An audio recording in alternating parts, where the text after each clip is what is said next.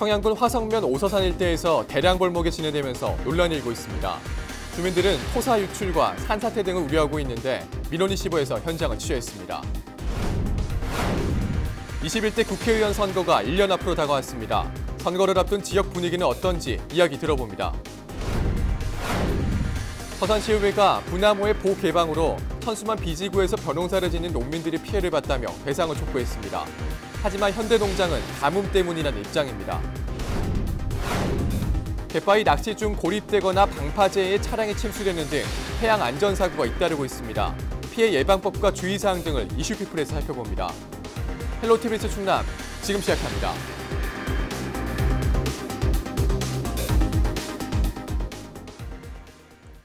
여러분 안녕하십니까? 헬로티비 뉴스 충남입니다. 이제 몇 달 후면 장마가 시작이 될 텐데요. 청양의 한 산에서 대규모 벌목 작업이 진행이 되고 있습니다.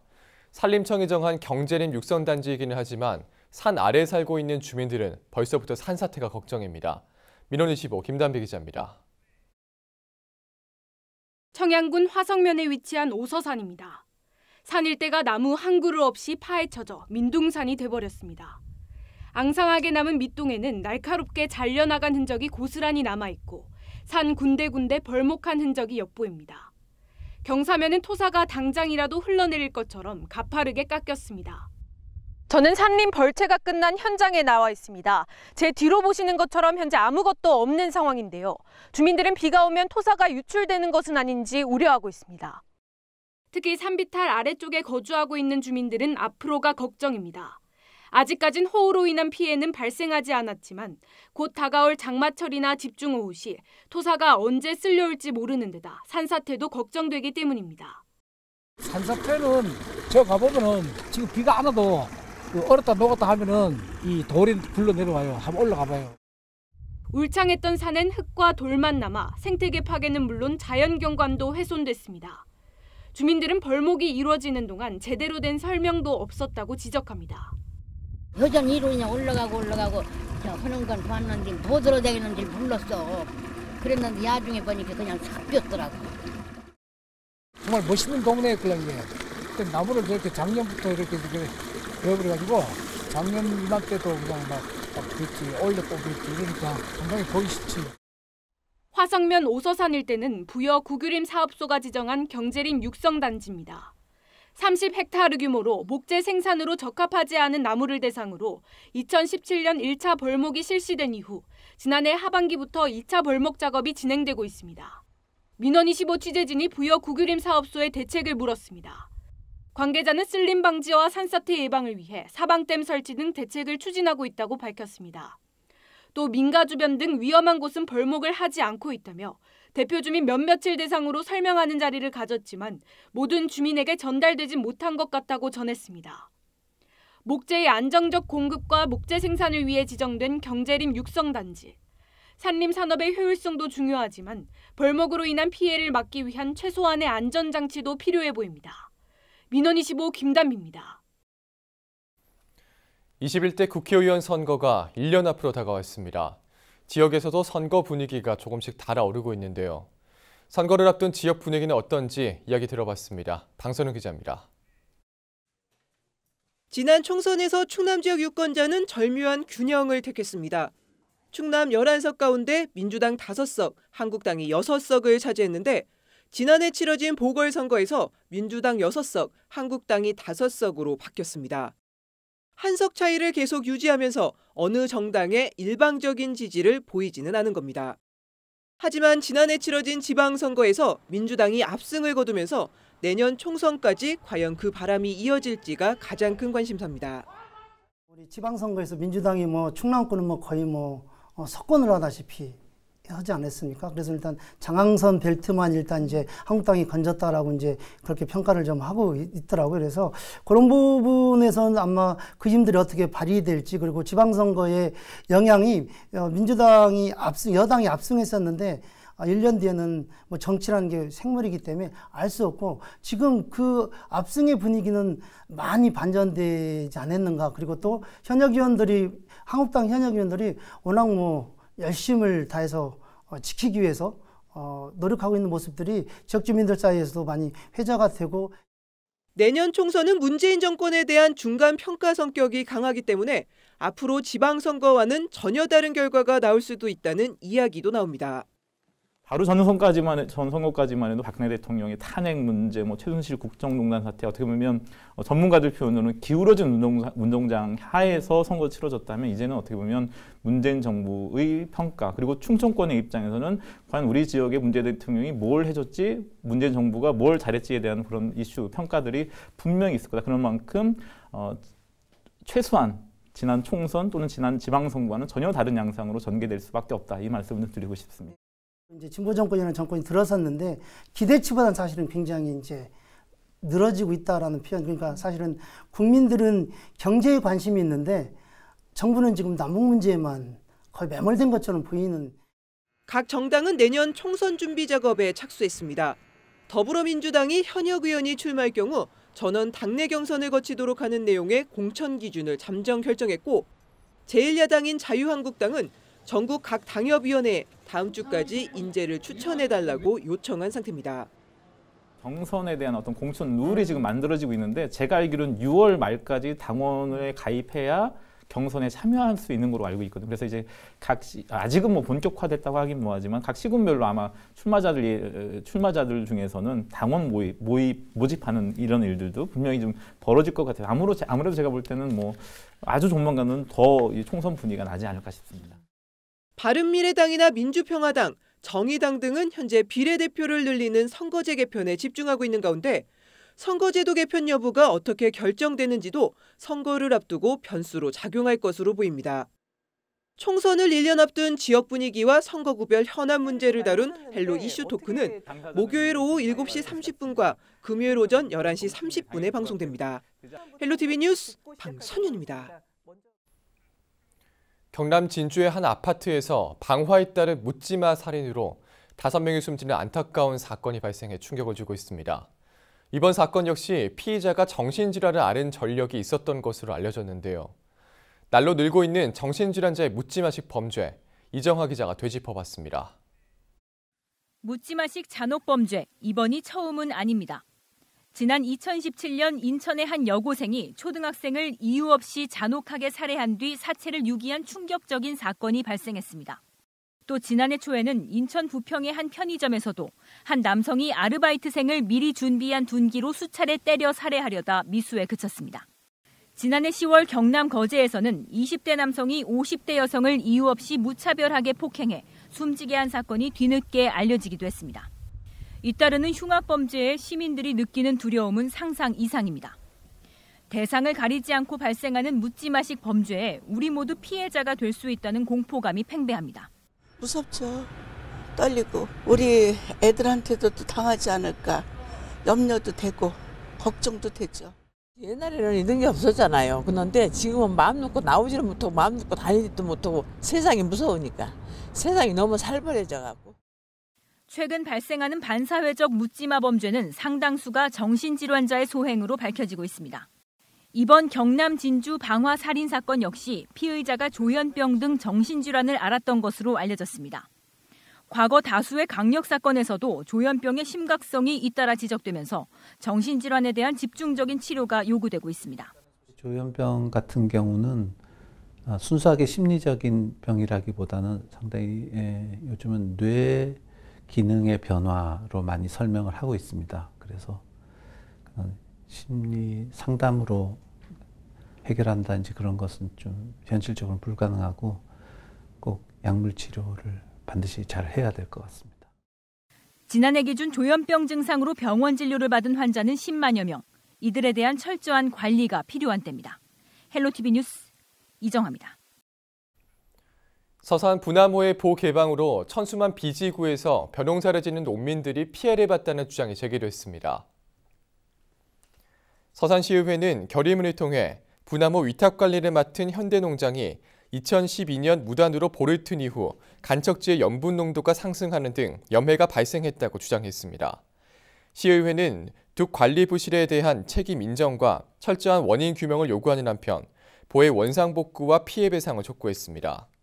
이에 현대농장은 장마철 상류 지역 침수와 무분별한 낚시꾼 왕래를 막기 위해 관리 차원에서 볼을 쳤다며 염해는 보절개로 인한 것이 아니라 가뭄 때문이라고 해명했습니다. 서산시가 2019 동아시아 유스 공기총 사격대회 개최지로 선정됐습니다. 이번 대회는 한국과 일본, 싱가포르 등 동아시아 3개국이 순차적으로 실시하는 사격대회로 올해는 오는 8월 26일부터 나흘간 서산시 종합사격장에서 열립니다. 경기 종목은 10m 공기소총과 공기권총으로 15세 이상 18세 이하의 선수 50여 명이 참가합니다. 서산시는 이번 대회를 계기로 신축된 종합사격장으로 홍보해 각종 대회 유치 기반을 마련하고 사격 꿈나무 발굴을 위한 기회로 삼는다는 계획입니다.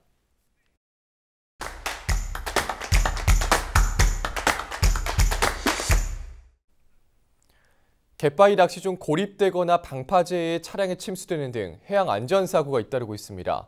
오늘 이슈피플 시간에는 피해 예방법과 주의사항 등을 살펴보겠습니다. 태안해양경찰서 이성일 홍보실장 전화 연결돼 있습니다. 안녕하십니까? 네, 안녕하세요. 네, 그럼 먼저 이 해양에서 발생하는 안전사고에 좀 어떤 유형들이 있는지 궁금한데요. 예, 일단 해상에서의 안전사고는 보통 선박사고하고 비선박사고로 구분하고 있는데요. 특히 해양 영역 중 연안에서 발생하는 안전사고를 연안안전사고라고 합니다. 네. 대다수 국민들께서 겪는 사고가 비선박사고로 이 연안안전사고에 해당되죠. 주로 연안의 갯바위, 갯벌, 방파제 같은 위험 장소에서 추락, 익수, 고립 이 세 가지 형태로 많이 발생합니다. 네. 특히 그 태안을 비롯한 서해안 지역은 불규칙한 리아시식 해안이어서 갯바위와 갯벌, 해수욕장이 잘 발달되어 있어 낚시 같은 각종 바다 활동에 따른 각종 연안안전 사고 사례가 자주 발생합니다. 예. 최근 이 같은 사고 소식이 좀 많이 들려오고 있는 편인데 실제로 1년 중에 언제 사고가 가장 많이 발생을 합니까? 앞서 말씀드린 그 연안 사고는요, 연중 발생합니다. 특히 그 봄 행락철부터 본격적인 여름 물놀이철에 제일 많이 발생하는데요. 또 낚시어선 사고 같은 선박 사고는 가을철 낚시 대목철에 가장 많이 발생하죠. 예. 그만큼 계절별로 그 바다 레저 활동 인구가 증가되어서 사고 빈도가 그 높아지는 게 첫 번째 이유라고 하겠습니다. 예. 자, 그러면 이 갯바위 낚시나 이 레저 활동 등을 할 때 주의해야 할 점 좀 어떤 것들이 있을까요? 네, 비단 갯바위 낚시뿐만 아니라 바다 활동을 하실 때는 공통적인 기본 안전 수칙이 있습니다. 이게 별것 아닌 것 같지만 경각심을 갖고 지키면 소중한 생명과 재산을 지키게 되겠고요. 반대로 무시하면 목숨까지 잃게 되겠습니다. 예. 첫째는 되도록 그 단독 행동을 삼가고 2인 이상 함께하는 것입니다. 일이 생기면 옆 사람이 큰 도움과 힘이 되어줄 수 있기 때문이죠. 예. 그리고 두 번째로는 바다 날씨와 물때를 사전에 꼭 확인해야 합니다. 밀물대를 못 맞추면 갯바위에 고립되거나 갯벌, 특히 갯골에 빠져서 사망할 위험이 높아지게 되죠. 예. 바다 날씨도 바람이 세게 불거나 안개가 많이 껴서 시정이 안 좋은 날에는 바다 활동을 피하는 게 상책입니다. 요즘 스마트폰을 모두 가지고 계실 텐데요. 예. 바다 날씨, 바다 타임 등 바다 기상과 물때 확인에 유용한 어플리케이션들이 많이 개발되어 있습니다.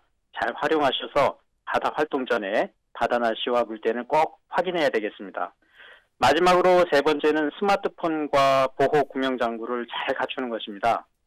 사고 시에 119에 긴급 구호 연락을 취할 수 있는 스마트폰은 여유 충전지를 챙기시거나 충전 상태를 꼭 확인하셔야 하겠고, 물가에서 활동하시는 만큼 방수팩을 사용하거나 비닐봉지에 몇 번만 싸도 침수에 대비할 수 있겠습니다. 예. 그리고 구명조끼, 호루라기, 그리고 잘 벗겨지거나 미끄러지지 않는 신발, 장갑, 구명줄 같은 보호장구나 야간 시에는 LED 같은 보조장구를 꼭 챙기면 더욱 좋겠죠. 예. 네. 자, 그러면 실제로 해상에서 고립되거나 부상을 당했을 때 좀 어떻게 해야 할까요? 예, 무엇보다도 침착한 대응이 중요합니다. 해경이나 소방 같은 긴급 구조기관과 주변 지인에게 신속히 조난 사실을 알려 도움을 청해야 합니다. 이때 해양경찰에서는 해로드라는 GPS 전자지도 기반의 스마트폰 어플 사용을 강력히 추천드리고 있는데요. 네. 한두 번의 터치로 자신의 사고 위치를 신속하게 긴급 구조기관에 알릴 수 있겠죠. 막상 이를 당해서 써보면 그 효과를 바로 알 수 있게 됩니다. 이러한 조치 후에 주의사항 몇 가지를 사고 유형별로 3가지 유형별로 말씀을 드리면 요즘 자주 발생하는 갯바위 고립 사고 시에는 밀물에 익수되지 않도록 가급적 퇴로가 확보된 높고 안전한 곳에서 구조를 대기해야겠습니다. 그리고 두 번째, 갯벌 사고도 많이 발생하게 되는데요. 특히 서해안 갯벌에 LED 전등을 켜고 바닷가 생물을 잡는 야간 해루지를 오시는 분들이 점차 늘고 있어서 특별한 주의를 요합니다. 특히 가슴까지 올라오는 가슴장어를 하시고 오시는 분들은 꼭 주의를 하셔야 하는데요. 팔 길이를 넘어서 무릎 위까지 물이 차오르게 되면 넘어질 수 있고, 한번 넘어지게 되면 다리 쪽 공기 부력으로 인해서 절대 손짚고 일어날 수 없어서 익사사고에 이어지는 경우가 종종 발생합니다. 특히 야간 민물 시에 늦게 혼자 나오다가 갯벌 중에 쏙 파인 갯골에 쑥 빠져서 목숨을 잃는 분들이 종종 계셔서 정말 안타까울 따름입니다. 다시 한번 말씀드리지만 갯바위, 갯벌은 물때를 맞춰서 퇴로를 미리 확인하고 확보하셔서 서둘러 무트로 나오시는 게 상책입니다. 미리 안전하게 바도 활동을 종료하고 무트로 나오셔서 다음 기회에 또 즐기시는 여유를 가져주시기를 부탁드리겠습니다. 시간이 되면 마지막으로 그 방파제 추락사고를 말씀드리고 싶은데요. 점차 대형화되는 방파제에서 추락사고를 당했다면 앞서 말씀드린 그러한 조치들을 혼자서 취하기는 매우 어렵게 됩니다. 가끔 주변 사람도 모르게 미끄러져서 떨어지면서 골절, 그리고 따개비 등이 이제 군집하게 될 때 뜯겨서 과다출혈, 기절로 인한 익사, 저체온증을 겪게 되고 설령 정신을 차려도 자력으로 나올 수 없는 구조물에서 살려주세요 하는 힘겨운 말이 파도 소리나 거대 구조물을 뚫고 외부로 알려지기에는 역부족기가 많습니다. 따라서 방파제 낚시는 피하는 게 상책입니다. 개인적으로 앞으로 정부나 지자체도 이 방파제 설계에서부터 접근 패러다임의 전환이 필요하다고 생각하고요. 무엇보다 국민의 안전문화의식이 정말 절실한 데가 방파제입니다. 자, 오늘은 해양안전사고 예방법에 대해서 함께 알아봤습니다. 오늘 말씀 잘 들었습니다. 고맙습니다. 네, 감사합니다. 네, 지금까지 태안해양경찰서 이성일 홍보실장과 이야기 나눠봤습니다.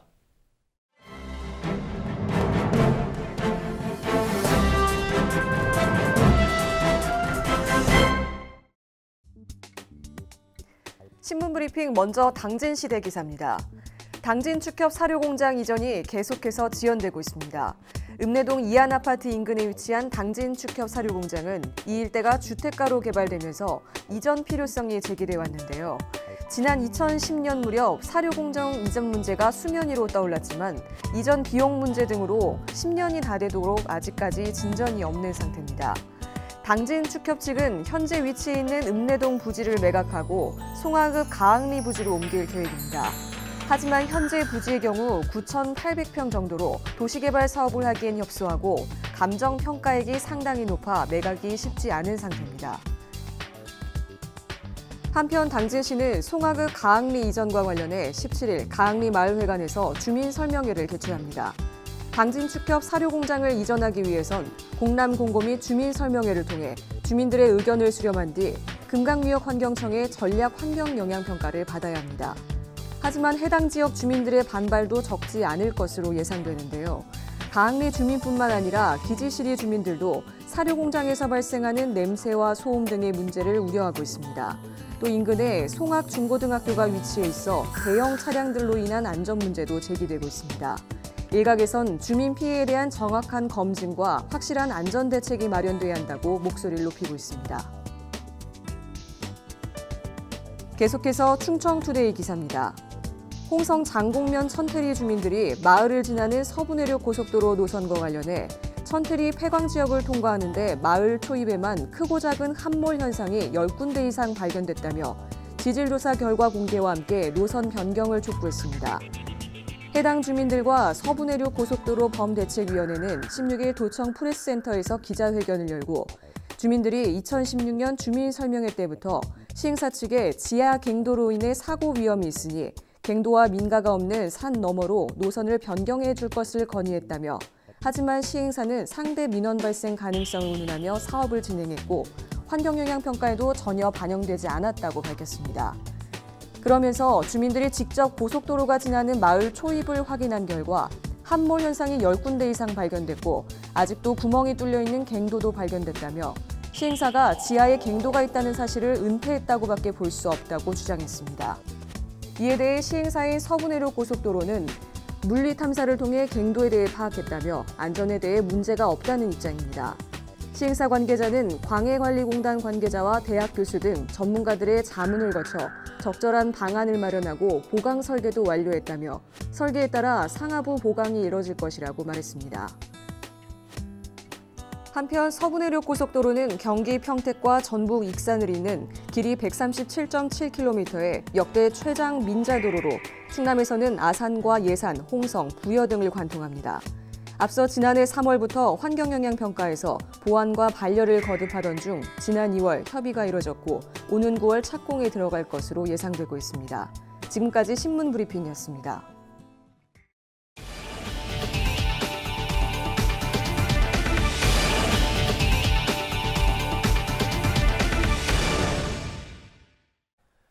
장애인의 날을 앞두고 충남도 교육청이 장애학생 인권 존중 캠페인을 진행했습니다. 김지철 교육감과 직원들은 17일 교육청 로비에서 장애인에 대한 에티켓 홍보 자료를 배부하고 플래시몹 율동에 참여했습니다. 플래시몹 릴레이는 장애학생 인권 존중 분위기 확산을 위해 도교육청을 비롯한 8개 기관이 참여할 예정입니다. 김 교육감은 장애 인권에 관한 인식의 중요성을 강조하며 차별 없는 교육을 위해 노력하겠다고 밝혔습니다. 충남도가 소득 유출을 막고 지역 내 소비 촉진을 위해 지역화폐 활성화에 나섭니다. 지역화폐는 지역에서 발행하고 있는 지역에서만 사용할 수 있는 상품권이나 코인 등의 결제 수단입니다. 충남 지역화폐는 도내 전역이 아닌 해당 시군 내에서만 유통 가능한 광역 지역 모형입니다. 이용 대상은 전통시장과 소상공인, 자영업자 등이며 유흥업소와 백화점, 대규모 점포 등은 제외됩니다. 도는 올해 15개 시군 전역에서 지역화폐 124억 원을 발행하고 2023년까지 1,000억 원으로 확대한다는 계획입니다. 현재 지역화폐를 운영 중인 지역은 8곳으로 지난해 태안과 청양이 10억 원, 예산이 5억 5천만 원 등으로 집계됐습니다. 태안군이 농산물 가격이 폭락할 경우 적정 수준의 가격을 보장해주는 농산물 가격 안정제를 시범 실시합니다. 태안군은 농산물 수요 공급 불균형과 잦은 이상기후 등으로 가격이 폭락할 경우에 대비해 적정 수준의 가격을 보장해주는 농산물 가격 안정제를 시범 실시한다고 밝혔습니다.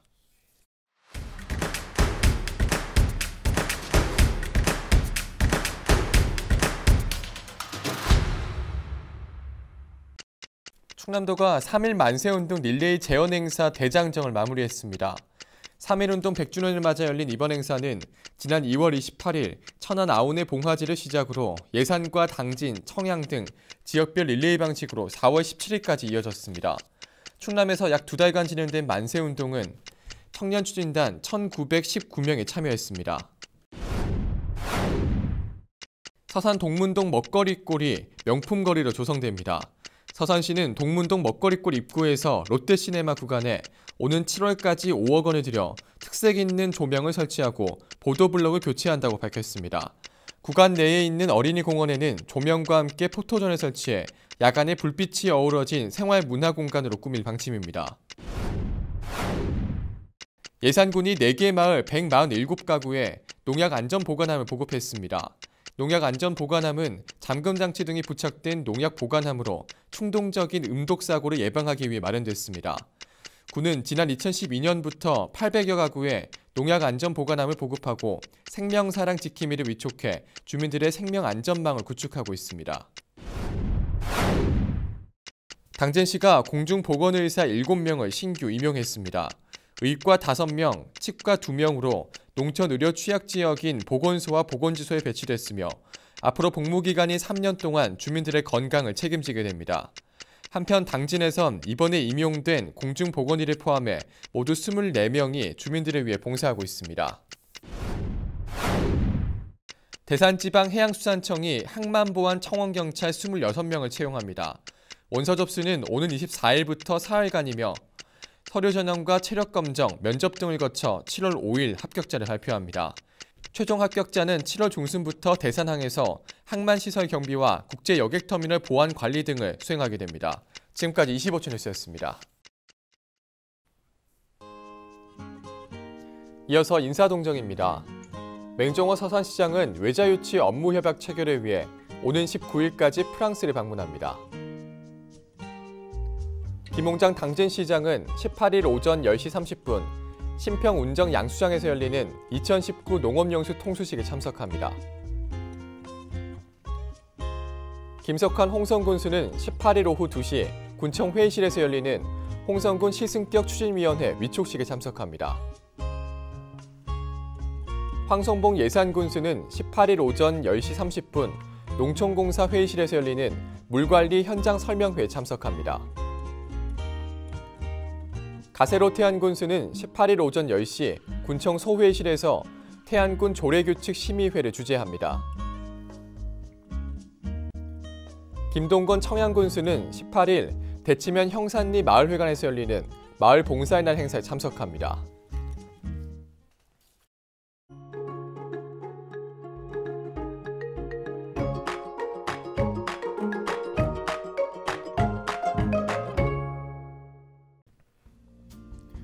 날씨와 생활입니다.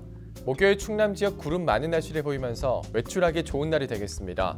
다만 오전에는 미세먼지가 보통 수준을 보이다가 오후에는 한때 나쁨 수준을 보일 것으로 예상됩니다. 외출하시기 전에 마스크 챙기시는 게 좋겠습니다. 또 아침과 밤의 기온 차이는 큰데요. 감기 걸리시지 않도록 유의하셔야겠습니다. 목요일 아침 최저 기온은 8도, 낮 최고 기온은 20도가 되겠습니다. 자세한 우리 지역 날씨입니다. 아침 최저 기온은 청양이 8도, 당진과 서산이 9도, 태안과 홍성, 예산이 10도를 보이겠습니다. 낮 최고 기온은 태안이 15도, 서산이 17도, 당진과 홍성이 18도, 예산과 청양이 20도로 예상됩니다. 다음으로 생활지수입니다. 목요일 충남 지역 가끔 구름 많은 날씨를 보이면서 빨래와 세차하기 좋은 날이 되겠습니다. 나들이 가기도 좋겠습니다. 다만 자외선이 조금 강한데요. 모자나 양산으로 차단 잘 해주셔야겠습니다. 우리 지역 주간 날씨 살펴봅니다. 이번 주에는 고기압의 영향으로 비 소식 없이 맑은 날이 많겠습니다. 기온은 평년과 비슷하거나 조금 높겠습니다. 대체로 맑은 날씨가 이어지면서 대기가 매우 건조해지니까요. 산불 등 각종 화재 예방에 각별히 유의하시기 바랍니다. 이어서 우리 지역 바다 날씨 살펴봅니다. 서해 중부 해상과 남부 해상 구름 조금 있겠습니다. 바다의 물결은 서해 중부 0.5에서 2m, 서해 남부는 0.5에서 1.5m로 일겠습니다. 지금까지 날씨 전해드렸습니다. 네, 다음은 강원 산불 피해자들을 위해 소중한 성금을 보내주신 기탁자분들을 소개합니다. 양평군 여성단 100만 원, CJ헬로 강원방송 300만 원, 주식회사 코스메이트 100만 원, 충천 청소행정 112만 원, 주식회사 넵튠 200만 원, CJ헬로 영동방송 300만 원, 선안영님 131만 2천 원, 플래시먼 힐러드 1동 200만 원, 홍제 새마을 부녀회 50만 원, CJ헬로 영서방송 300만 원, 강릉 영동대학교 학생 26만 원, 경기도의회 32만 1천 원, 2019 재경기 청주교대 50만 원, 인천 항만공사 모금 99만 원, 세비사 회장 나소희님 100만 원, 수협은행 충천지점 120만 원, 중부지방 고용노동청 강원지점 111만 원, 강원도청 공무원 일동 169만 원, 충북도의회 440만 5천 원, 펄어비스 1억 원 보내주셨습니다. 이외에도 많은 분들이 성금을 기탁해 주셨습니다. 기탁해 주신 성금은 강원 산불 이재민을 돕는 데 쓰여집니다.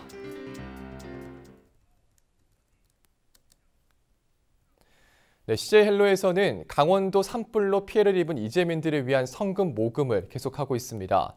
이재민들에게 도움의 손길을 보내주신 분들은 오는 30일까지 ARS 번호로 전화 주시면 됩니다. 오늘 저희가 준비한 소식은 여기까지입니다. 함께해 주신 여러분 고맙습니다.